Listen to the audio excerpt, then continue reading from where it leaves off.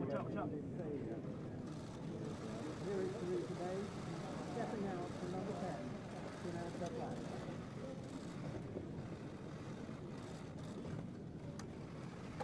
Ever since I first stepped through the door behind me as Prime Minister, I have striven to make the United Kingdom a country that works not just for a privileged few, but for everyone, and to honour the result of the EU referendum. Back in 2016, we gave the British people a choice. Against all predictions, the British people voted to leave the European Union. I feel as certain today as I did 3 years ago that in a democracy, if you give people a choice, you have a duty to implement what they decide.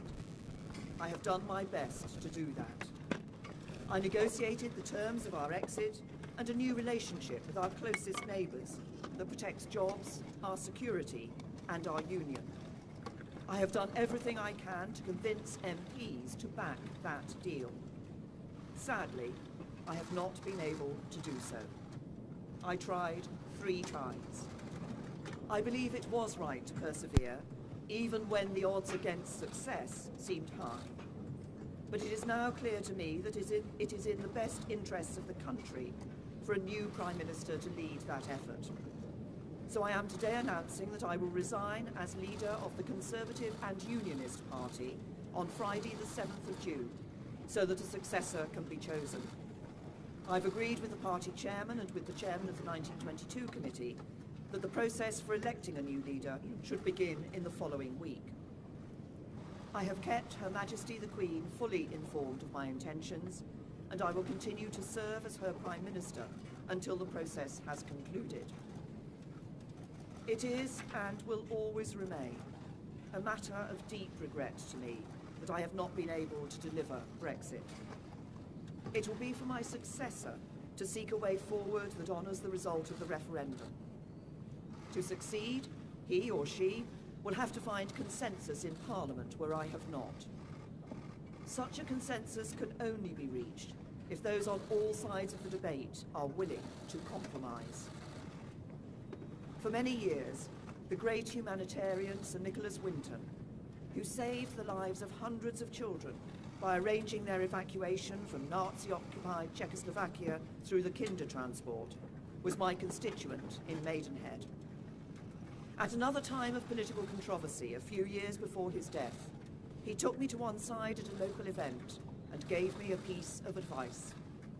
He said, "Never forget that compromise is not a dirty word. Life depends on compromise." He was right. As we strive to find the compromises we need in our politics, whether to deliver Brexit or to restore devolved government in Northern Ireland, we must remember what brought us here. Because the referendum was not just a call to leave the EU, but for profound change in our country. A call to make the United Kingdom a country that truly works for everyone. I'm proud of the progress we have made over the last 3 years. We have completed the work that David Cameron and George Osborne started. The deficit is almost eliminated. Our national debt is falling, and we are bringing an end to austerity. My focus has been on ensuring that the good jobs of the future will be created in communities across the whole country, not just in London and the South East, through our modern industrial strategy. We have helped more people than ever enjoy the security of a job. We are building more homes and helping first-time buyers onto the housing ladder, so young people can enjoy the opportunities their parents did. And we are protecting the environment, eliminating plastic waste, tackling climate change, and improving air quality. This is what a decent, moderate, and patriotic Conservative government, on the common ground of British politics, can achieve, even as we tackle the biggest peacetime challenge any government has faced. I know that the Conservative Party can renew itself in the years ahead, that we can deliver Brexit and serve the British people with policies inspired by our values. Security, freedom, and opportunity. Those values have guided me throughout my career. But the unique privilege of this office is to use this platform to give a voice to the voiceless, to fight the burning injustices that still scar our society.